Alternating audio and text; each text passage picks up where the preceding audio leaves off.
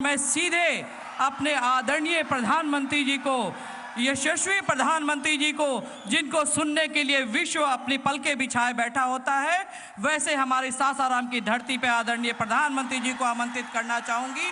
वो आए और हमारे शाहाबाद की जनता को अपना उद्बोधन दे। आदरणीय प्रधानमंत्री जी।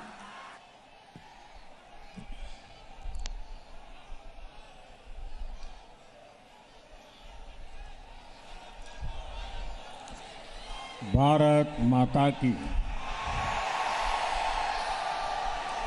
भारत माता की।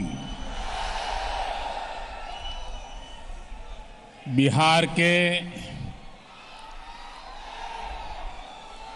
स्वाभिमानी और मेहनती भाई बहन, आप सभी के प्रणाम।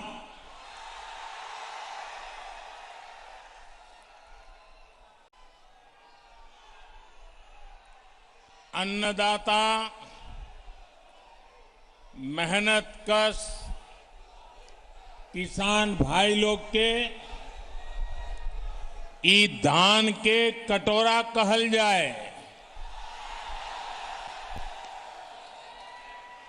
गौरवशाली धरती के हम नमन करतानी। मां मुंडेश्वरी ताराचंडी माता के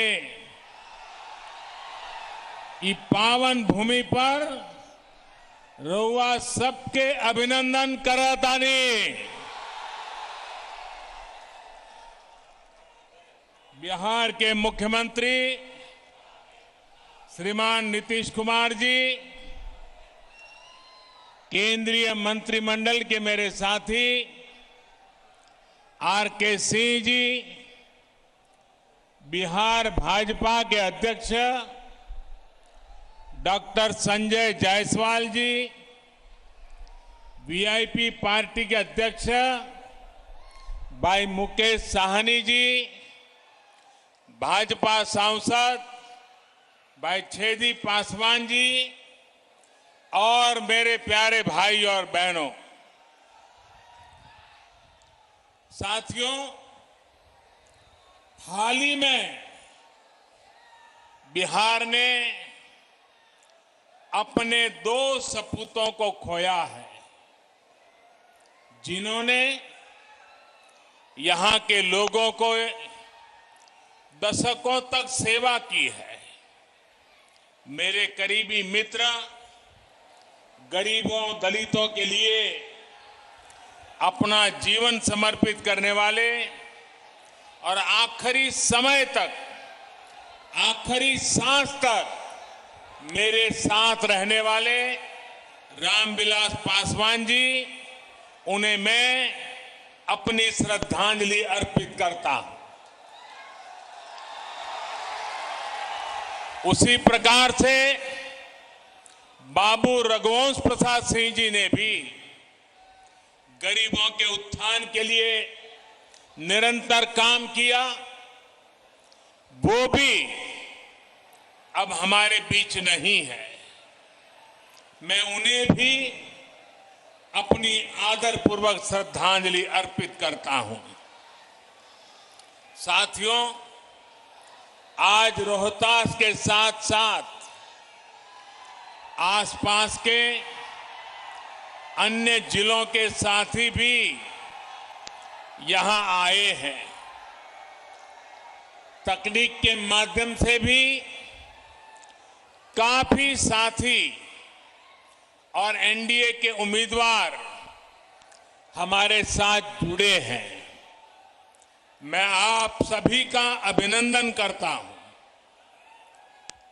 भाइयों और बहनों, सबसे पहले तो मैं बिहार के लोगों को बधाई देना चाहता हूं। बधाई इस बात के लिए कि बिहार के लोग इतनी बड़ी आपदा का डटकर मुकाबला कर रहे हैं। कोरोना महामारी से बचने के लिए तेजी से जो फैसले लिए गए हैं, जिस तरह बिहार के लोगों ने काम किया, नीतीश जी के नेतृत्व में एनडीए सरकार ने काम किया, उसके नतीजे आज दिख रहे हैं।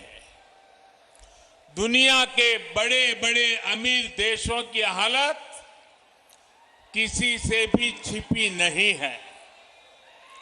अगर बिहार में तेजी से काम न हुआ होता तो ये महामारी न जाने कितने साथियों की, हमारे परिवारजनों की जान ले लेती। कितना बड़ा हाहाकार मचता, इसकी कोई कल्पना भी नहीं कर सकता। लेकिन आज बिहार कोरोना का मुकाबला करते हुए सारी सावधानियों के साथ लोकतंत्र का पर्व मना रहा है। साथियों, मैंने बिहार के बहुत से लोगों के साथ करीब से काम किया है, उनसे बहुत कुछ सीखा भी है। एक बात जो बिहार के लोगों में बहुत अच्छी होती है, वो है उनकी स्पष्टता। कभी बिहार के लोग कंफ्यूजन में नहीं रहते, किसी भ्रम में नहीं रहते। मैं और एक बधाई भी देना चाहता हूं बिहार के लोगों को। ये बधाई इसलिए देना चाहता हूं क्योंकि चुनाव के इतने दिन पहले ही उन्होंने अपना स्पष्ट संदेश सुना दिया। जितने सर्वे हो रहे हैं, जितनी रिपोर्ट आ रही है, सब में यही आ रहा है, बिहार में फिर एक बार एनडीए सरकार बनने जा रही है।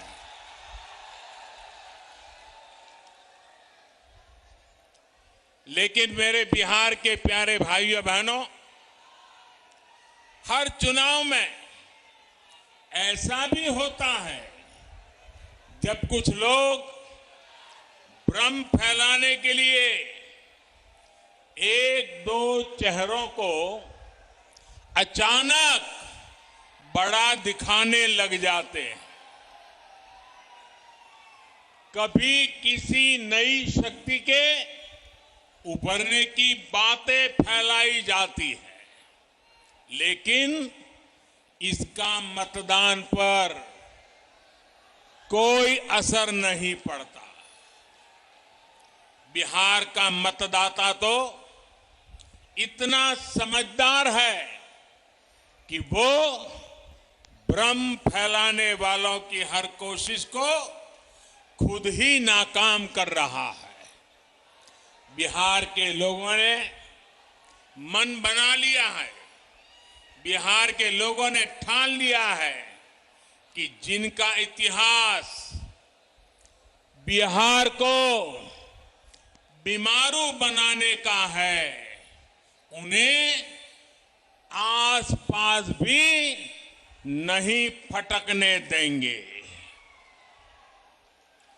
भाई बहनी लोगन, भारत के दिल बाटे बिहार, भारत के सम्मान बा बिहार, भारत के स्वाभिमान बा बिहार, भारत के संस्कार बा बिहार, आजादी के जय घोष बा बिहार, संपूर्ण क्रांति के शंखनाद बा बिहार, आत्मनिर्भर भारत के परचम बा बिहार। देश के सुरक्षा हो या देश के विकास, बिहार के लोगन सबसे आगे रहलन। बिहार के सपूत गलवान घाटी में तिरंगा के खातिर शहीद हो गए ले, लेकिन भारत माता के माथा ना झुके दले। पुलवामा हमले में भी बिहार के जवान शहीद भइले। हम उनके चरण में शीश झुकावतानी, श्रद्धांजलि देवतानी। बिहार अब विकास की ओर तेजी से बढ़त बात है। अब बिहार के कोई बीमारू बेबस राज्य नहीं कह सकत। लालटेन के जमाना गईल।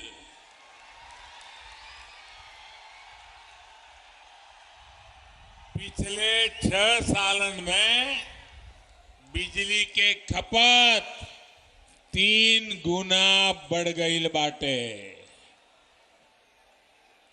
भाइयों और बहनों, अंधेरे से उजाले की ओर बढ़ना इसी को कहते हैं। बिहार के लोग भूल नहीं सकते वो दिन जब सूरज ढलते का मतलब होता था सब कुछ बंद हो जाना, ठप पड़ जाना। आज बिजली है, सड़कें हैं, लाइटें हैं और सबसे बड़ी बात वो माहौल है जिसमें राज्य का सामान्य नागरिक बिना डरे रह सकता है, बिना डरे जी सकता है। वो दिन जब सरकार चलाने वालों की निगरानी में दिन दहाड़े डकैती होती थी, हत्याएं होती थी, रंगदारी वसूली जाती थी। वो दिन जब घर की बेटियां घर से निकलती थी तो जब तक वापस ना आ जाए माता पिता की सांस अटकी रहती थी। जिन लोगों ने एक एक सरकारी नौकरी को, जिन लोगों ने एक एक सरकारी नौकरी को हमेशा लाखों करोड़ों रुपए कमाने का जरिया माना, जिन लोगों ने सरकारी नियुक्तियों के लिए बिहार के नौजवानों से लाखों की रिश्वत खाई, वो फिर बढ़ते हुए बिहार को ललचाई नजरों से देख रहे हैं। आज बिहार में पीढ़ी भले बदल गई हो, लेकिन बिहार के नौजवानों को ये याद रखना है कि बिहार को इतनी मुश्किलों में डालने वाले कौन थे। साथियों, 2014 में केंद्र में सरकार बनने के बाद जितने समय बिहार को डबल इंजन की ताकत मिली, राज्य के विकास के लिए और ज्यादा तेजी से काम हुआ है। बिहार को जो प्रधानमंत्री पैकेज मिला था उस पर काम की रफ्तार भी तेज गति से आगे बढ़ रही है। कोरोना के इस समय में भी गरीबों को सर्वोच्च प्राथमिकता देते हुए एनडीए सरकार ने काम किया है। जहां कभी गरीब का राशन की दुकान में ही लूटा जाता था, वहां कोरोना काल में गरीबों को मुफ्त राशन घर पहुंचाया गया है।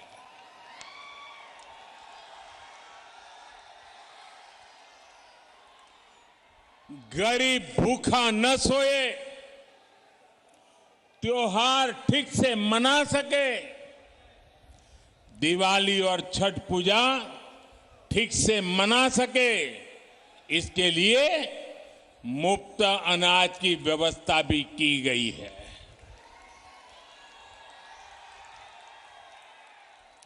इसी कोरोना के दौरान करोड़ों गरीब बहनों के खाते में सीधी मदद भेजी गई। मुफ्त गैस सिलेंडर की व्यवस्था की गई। शहरों में जो रेहड़ी ठेला चलाने वाले साथी हैं, उनके लिए भी बैंकों से आसान ऋण सुनिश्चित कराया जा रहा है, ताकि वो अपना काम फिर शुरू कर सकें, आगे बढ़ सके। साथियों, देश जहां संकट का समाधान करते हुए आगे बढ़ रहा है, ये लोग देश के हर संकल्प के सामने रोड़ा बनकर खड़े हैं।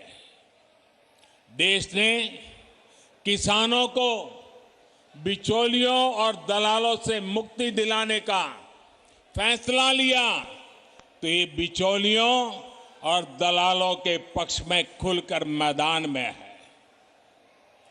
मंडी और एमएसपी का तो बहाना है, असल में दलालों और बिचौलियों को बचाना है। याद कीजिए, लोकसभा चुनाव से पहले जब किसानों के बैंक खाते में सीधे पैसे देने का काम शुरू हुआ था, तब इन्होंने कैसे कैसे भ्रम फैलाया था। जब देश की रक्षा के लिए राफेल विमानों को खरीदा गया, तब भी ये बिचौलियों और दलालों की भाषा बोल रहे थे। साथियों, आज देश की जनता, देश के किसान, देश के नौजवान देख रहे हैं कि इन लोगों के लिए देश हित नहीं, दलालों का हित ज्यादा महत्वपूर्ण है। इसलिए जब जब बिचौलियों और दलालों पर चोट की जाती है, तब तब ये तिलमिला जाते हैं, बौखला जाते हैं। आज हालत ये हो गई है कि ये लोग भारत को कमजोर करने की साजिश रच रहे लोगों का साथ देने से भी नहीं हिचकिचाते। आप मुझे बताइए, जम्मू कश्मीर से आर्टिकल 370 हटने का इंतजार देश बरसों से कर रहा था या नहीं? ये फैसला हमने लिया, एनडीए की सरकार ने लिया, लेकिन आज ये लोग इस फैसले को पलटने की बात कर रहे हैं। ये कह रहे हैं कि सत्ता में आए तो आर्टिकल 370 फिर लागू कर देंगे। और इनका दुस्साहस देखिए, इतना कहने के बाद भी ये लोग बिहार के लोगों से वोट मांगने की हिम्मत दिखा रहे हैं। जो बिहार अपने बेटे बेटियों को सीमा पर देश की रखवाली के लिए भेजता है, क्या ये उसकी भावना का अपमान नहीं है? मैं जवानों और किसानों की भूमि बिहार से इन लोगों को एक बात एकदम स्पष्ट कहना चाहता हूं। ये लोग जिसकी चाहे मदद ले लें, देश अपने फैसलों से पीछे नहीं हटेगा। भारत अपने फैसलों से पीछे नहीं हटेगा।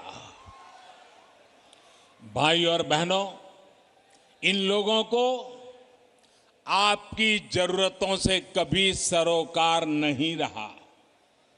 इनका ध्यान रहा है अपने स्वार्थों पर अपनी तिजोरी पर। यही कारण है कि भोजपुर सहित पूरे बिहार में लंबे समय तक बिजली, सड़क, पानी जैसी मूल सुविधाओं का विकास नहीं हो पाया।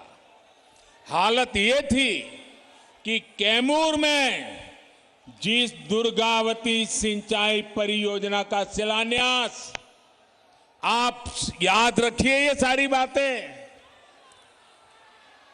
कैमूर में जिस दुर्गावती सिंचाई परियोजना का शिलान्यास बाबू जगजीवन राम जी ने 70 के दशक में किया था, 70 के दशक में, वो इतने वर्षों में भी पूरी नहीं हुई थी। इस काम को एनडीए सरकार ही पूरा कर रही है। साथियों, बिहार के विकास की हर योजना को अटकाने और लटकाने वाले ये लोग हैं जिन्होंने अपने 15 साल के शासन में लगातार बिहार को लूटा, बिहार का मान मर्दन किया। आपने बहुत विश्वास के साथ इन्हें सत्ता सौंपी थी, लेकिन इन्होंने सत्ता को अपनी तिजोरी भरने का माध्यम बना लिया। जब बिहार के लोगों ने इन्हें सत्ता से बेदखल कर दिया, नीतीश जी को मौका दिया, तो ये बौखला गए।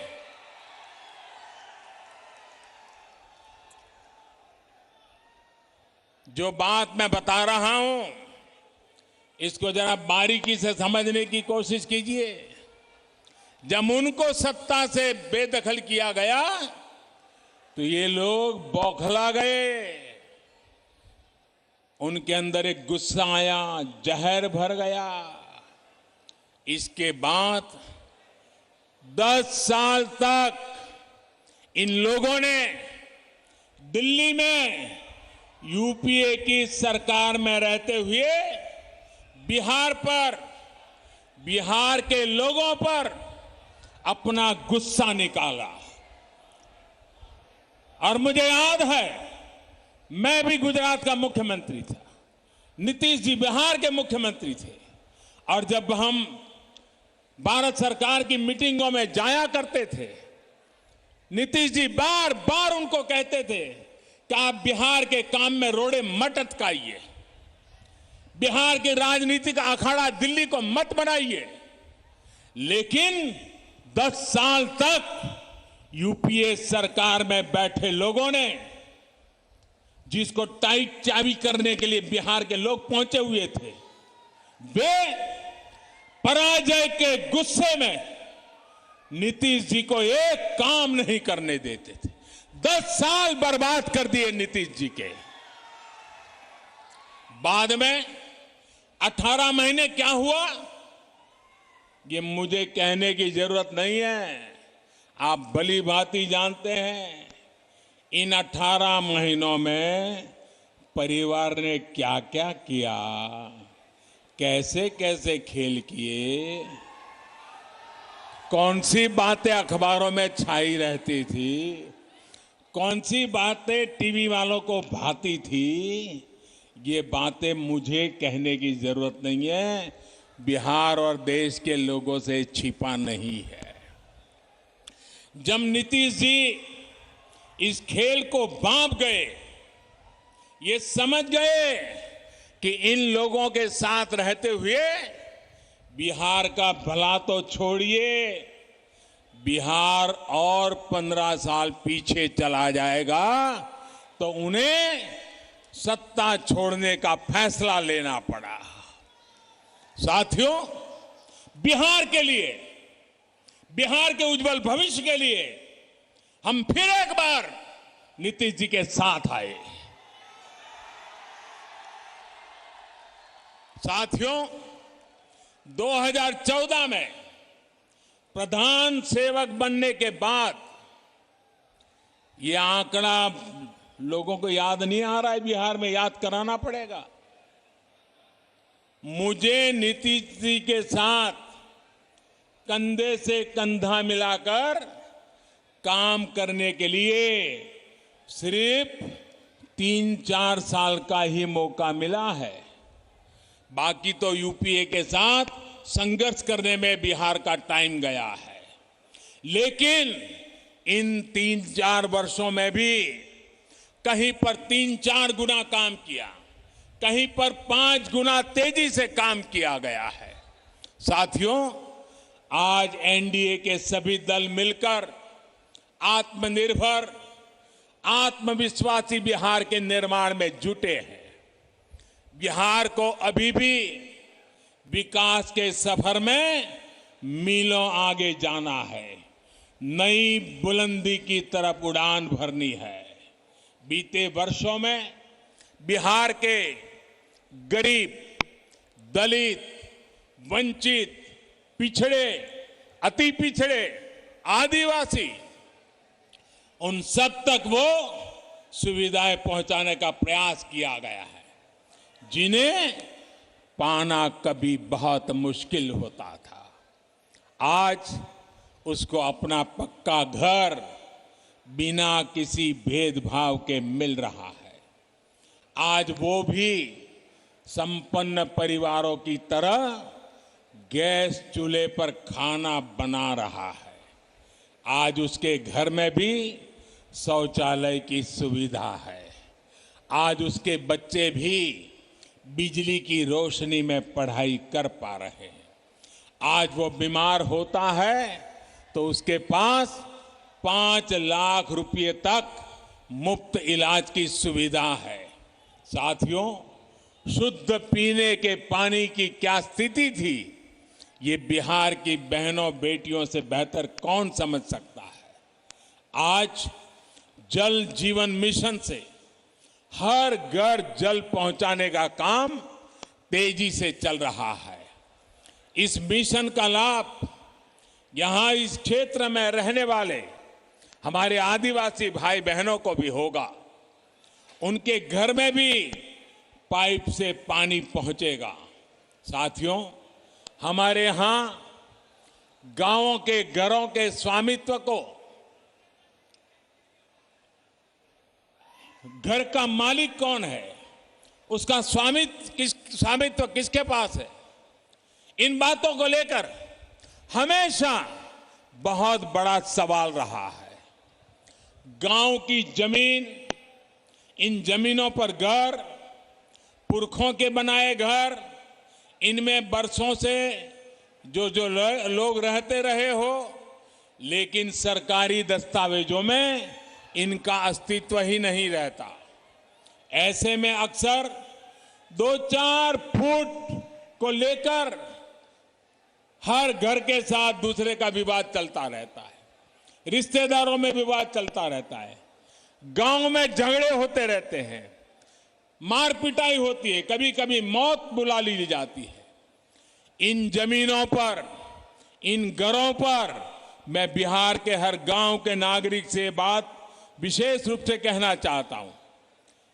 इन घरों पर आज जो उनके घरों के पास कागज न होने के कारण बैंकों से कोई कर्ज भी नहीं मिलता है।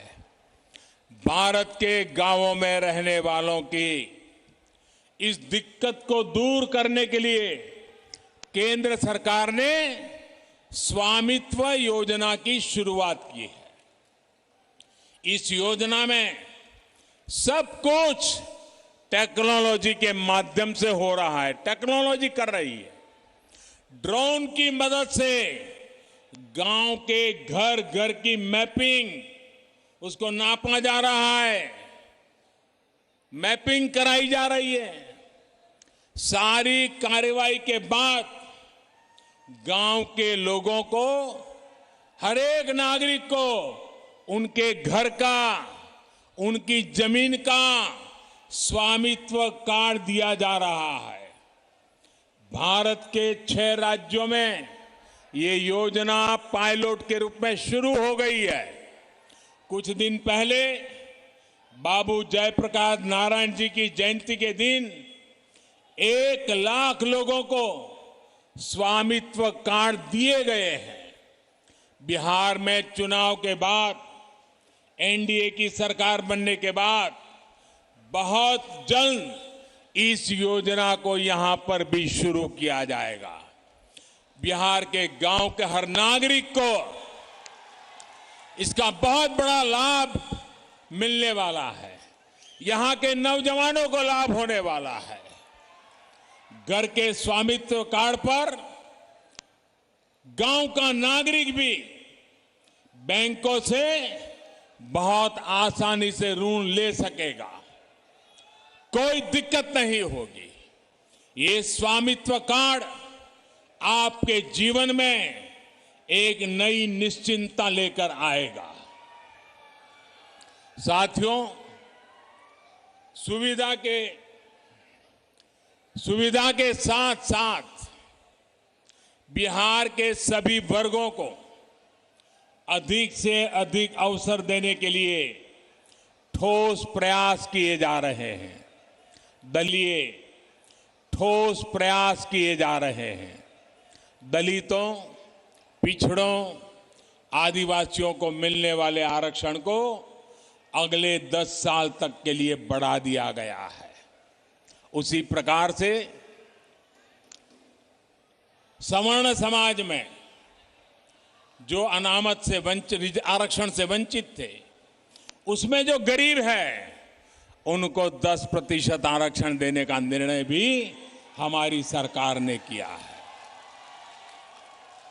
यही नहीं, सरकारी भर्ती प्रक्रिया में जो सुधार किए जा रहे हैं उसका भी लाभ बिहार को मिलना तय है।